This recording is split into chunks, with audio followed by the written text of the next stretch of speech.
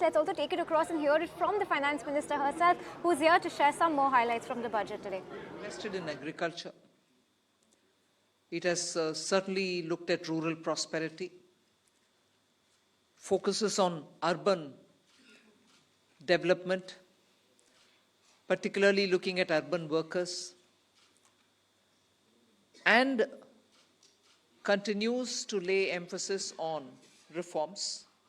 6 specified sectors have been identified, and I spoke about it in the budget. Sectors in which we will continue our reform agenda. All this, even as we have continuously been engaged with the stakeholders, and interest of education and health has been prioritized.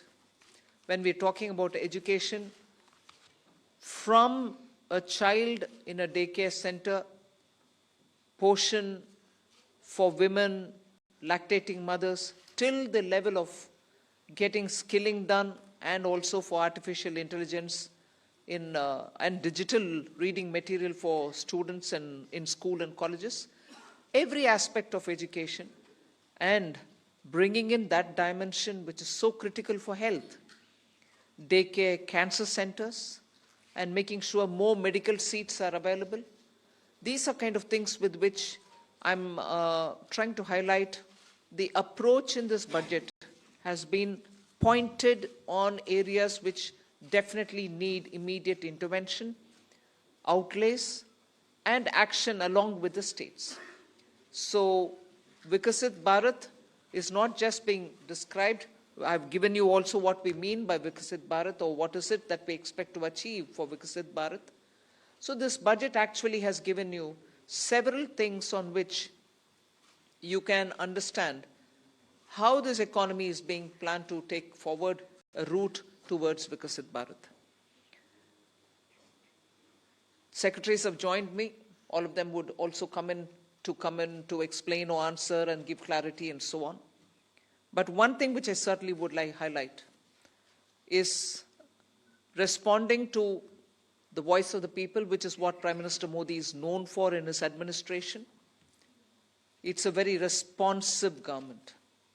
And as a result, the income tax simplification, which I announced in July, is already completed in its works, and we shall bring the bill in the next week. So the income tax simplification, about which in July budget I have gone in detail to say, the work is completed within 6 months is what I said. Within 6 months we've brought the bill. It'll be coming into the parliament next week. So if we are talking of reform, inclusive of taxation, the work is done. This budget also speaks about rationalization in customs. Tariffs are being brought down, tariffs are being simplified, and also the basket which consisted of so many different tariffs for so many different commodities are now reduced. 8 were taken off earlier, 8 has been taken off now. So whatever remains now, 7 I think remains, and that is all about India's tariff picture. So the usual narrative which goes on, saying is India being too heavy on tariffs? No, you find that we've drastically reduced and also simplified. So this budget has so many things for all of us to talk about. The more important thing about agriculture, which performed very well during COVID and which has contributed to India's food security, the proposals which are mentioned in this budget actually talk about everything to do with beej to bazaar, literally from the stage of seeds, hybrid seeds, climate resilient seeds, seeds which can give greater output, seeds which are going to be high yielding, all this together to the final point of India becoming the world's food basket. That's the definition I put in when I was talking about Vikasit Bharat. So we are making sure that India's agriculture gets the support across the board, whether it is on seeds, whether it is for skilling the farmers, whether it is rural prosperity, whether it is going to have agriculture and allied industries being set up in rural areas, and whether it is going to be farmers getting better and more loan with interest subvention, not just farmers, fishermen, and also dairy, meaning animal husbandry. So the picture for rural development and the picture for supporting agriculture is across the board, and that has been narrated. The second thing which I would want to highlight is the continued emphasis that we're giving since vote on account budget, July budget, and now on the MSMEs, whether it is giving them sovereign guaranteed loan, whether it is support during COVID, whether the definition being changed now for better, more inclusive growth in MSMEs, access to bank credit. So MSMEs have also been given greater emphasis. Together with this, I'd like to highlight the point that energy security has had greater attention in this budget. We've highlighted in July budget how even pump storage will have greater attention. Solar and wind and renewable energy has also been taking consistently good importance in our budgets. This time we are talking about the small modular reactors. I've also announced that there shall be 2 amendments, one to the Atomic Energy Act and the other one for the civil liability. All of this is going to help us attain energy security. Insurance sector's FDI limits have been enhanced. That is another important announcement.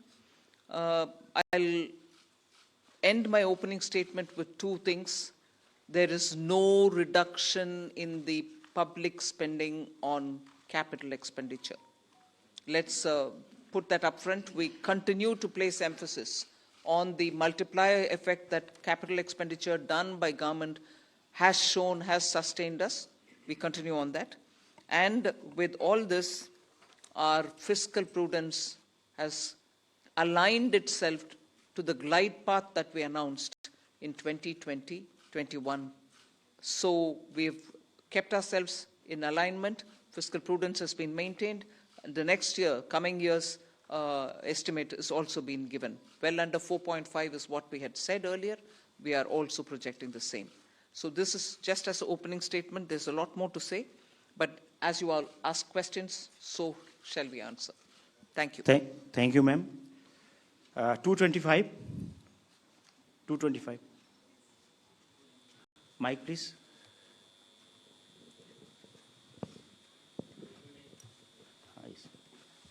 Ma'am, this is Shrimi Chaudhary from NDTV Profit. I just wanted to understand, ma'am, here. This. Ma'am, you said the new income tax bill will come next week. Will that be in the form of draft, and where you are also going to take stakeholder comments on that? Yes, as a bill, any bill goes to the standing committee, and the standing committee will, of course, consult with so many stakeholders. And then it will come back to us, and if necessary, any more amendments, if need to be brought in, we'll bring it in and take it forward in the House. So do we expect implementation in this, in the fiscal year, in FY26? Do you expect what? Do we expect the implementation of Well, let it get passed. I hope it will get passed without much of a difficulty, but it is only after its passing. Sure. Thank you. 35. Front.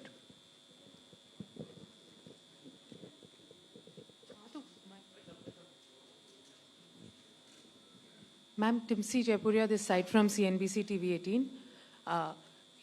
As you said, this is a very responsive government, which is why government decided to give these tax rebates. But given the structure that you have announced, ma'am, up to 12 lakh is the rebate. Any reason why this rebate has been hiked from 7 to 12 lakh? Is it that the incomes or salaries were not growing up to the mark, which is why government thought that this rebate needs to be given? And also, how do you make up for this 1 lakh crore of revenue loss? Will it not impact the budget estimates? Where will you get this money from?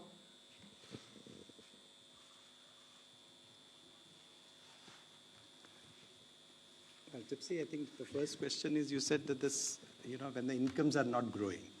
This is an income tax. Only when there is an income, then we are talking of the tax. So income has to grow to the level to discuss about the tax. Now, why from 7 to 12 lakh? It is something like, it was earlier 2.2 lakhs. When 2014, it became 2.5 lakh, nobody is going to pay tax. Then there was a 2019 that, we said 5 lakhs, nobody's going to pay tax. Then we said it was raised to 7 lakhs.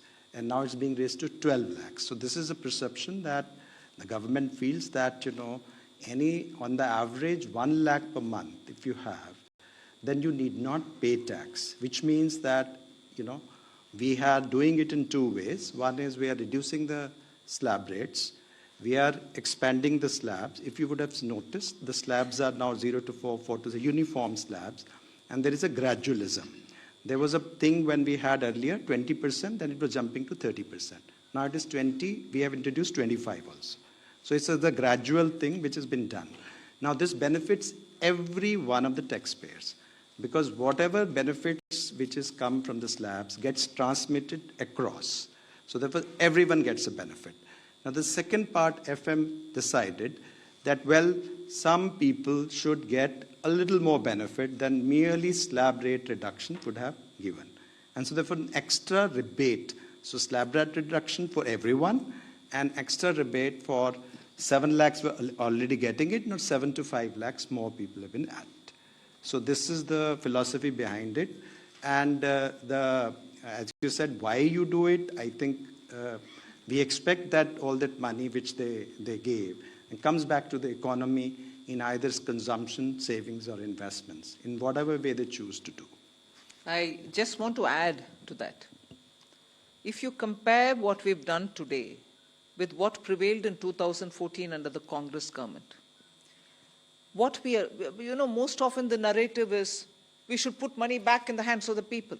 I want to please give this comparison for your consideration.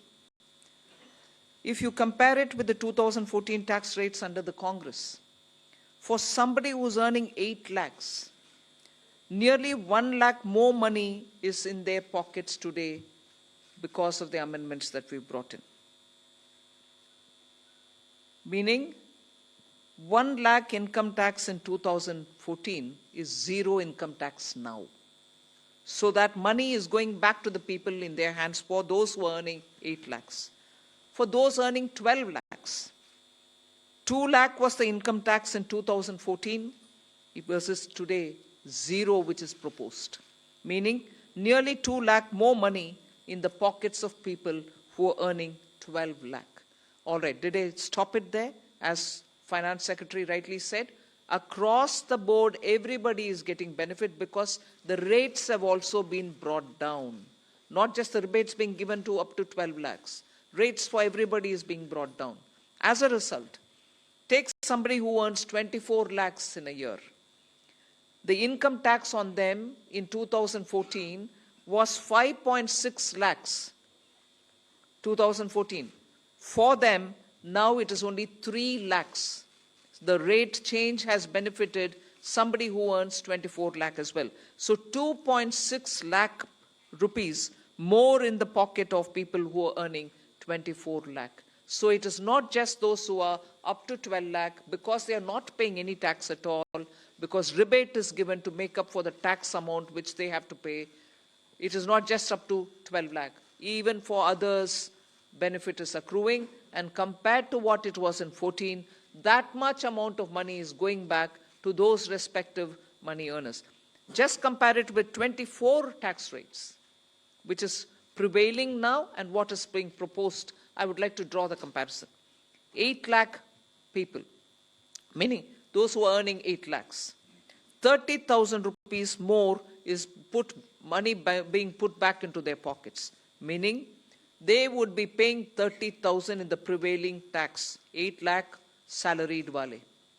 Now they pay 0 in the new proposal.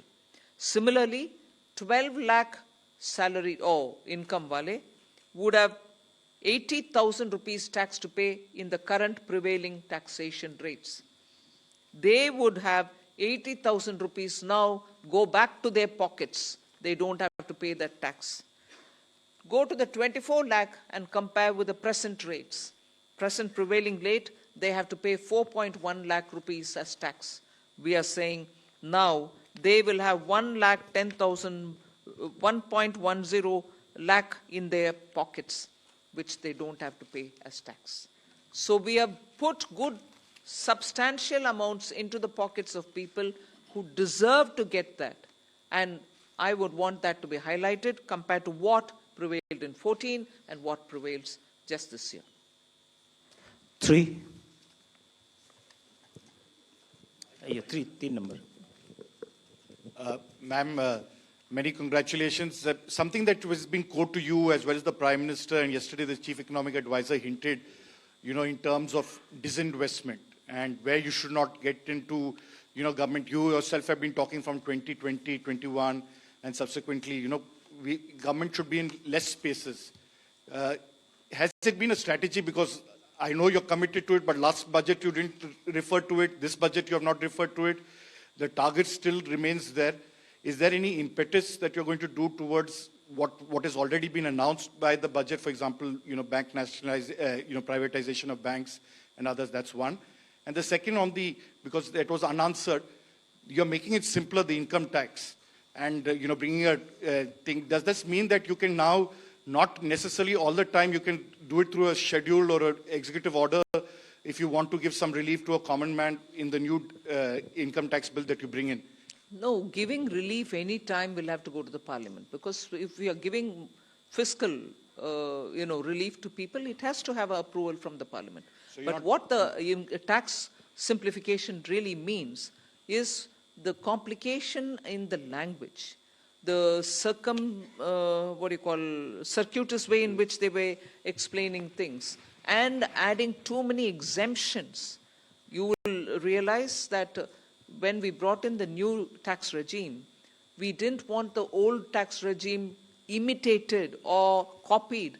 In that, there are several exemptions given in the old regime. In the new, we didn't want to give any, because we wanted a simple, straightforward tax regime in which the rates can be brought down. That's what we've done even now. So the act itself had to be simplified. The attempt now is that. Okay. And on the disinvestment and... No, all that will continue. There won't be a relenting on any of this. On disinvestment, if I can add, you see, the last time, July, also the similar questions were asked. We have actually since then, a value creation strategy, which was actually well explained at that time also. There is no disinvestment target per se. Disinvestment and dividend are both looked at together because both are money and money is fungible. And it has got 5 elements. The first element is that we are saying CPSC's performance. The second is we say that we should have communication of performance. The third we say that the Capex of the CPSC, which is important, as you know, in terms of accelerating growth. The fourth is the consistent dividend policy. And the fifth is, there is a calibrated disinvestment strategy. And the disinvestment also is there. The listing is a part of disinvestment itself. So if you really look at it, both dividend and disinvestment is about 80 to 90,000 crore per annum are being raised, but in a manner which are beneficial to the minority shareholders who are there in all our listed companies. 65.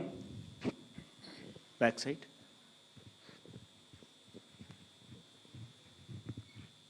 Good afternoon, ma'am. This is Ruchi Bhatia from Bloomberg News. I have a question for the Revenue Secretary and a question for you. If the Revenue Secretary can give us details on the benefits, the number of people who will benefit from the slab, from the rebates going up from 7 lakhs to 12 lakhs. And the question for you, Madam Finance Minister, a lot of people say that while the absolute number for Capex has gone up, the pace of spending has gone down as compared to a few years ago. Is it telling of the institutional capacity in terms of how much Capex push can the government really do? And secondly, as far as a lot of analysts do say that the multiplier that Capex has is a lot more than the multiplier in the economy than that tax cuts have. What would you, say to some of those concerns as well? Well, 1 crore people will more benefit between the 7 lakh and 12 lakhs. Meaning 1 crore more people will pay no tax. On the Capex, I think there are 2 things playing out. One, of course, this particular year has had the elections happening, and because of that, both central government and state governments were catching up with investments, public spending on investments only from the second and the third quarter, so it showed. It's equally true that when fundamental requirements are taken care of, when you're bringing in additional overhead, there is a pace at which those additions happen. So it's not as if there is no thirst for capital expenditure, but now it'll be at a pace in which you can build on each one of the developments that you've done prior. So it'll continue. There are some departments which will need more. There are others who would probably reach a plateau, but expenditure will have to continue even in them. So the heads where the capital expenditure will happen will vary, but expenditure will happen in building assets. 121.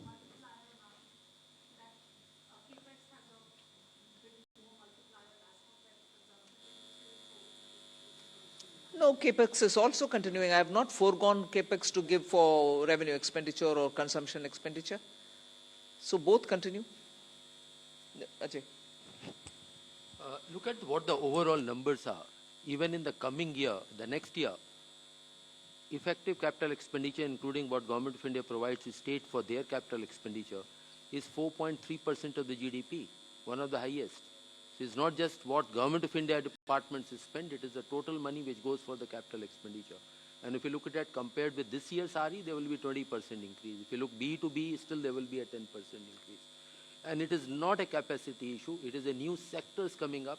For example, if you notice, urban sector, the allocations are increasing. That's one area which requires a renewed focus. 121.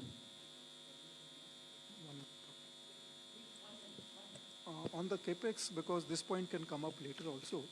So one is the Capex that we give directly, that is we do as central government directly. Other is that grants that we give to the state governments, for the state governments to do Capex. For example, for Pradhan Mantri Gram Sadak Yojana, for example, Pradhan Mantri Awas Yojana, and so on and so forth.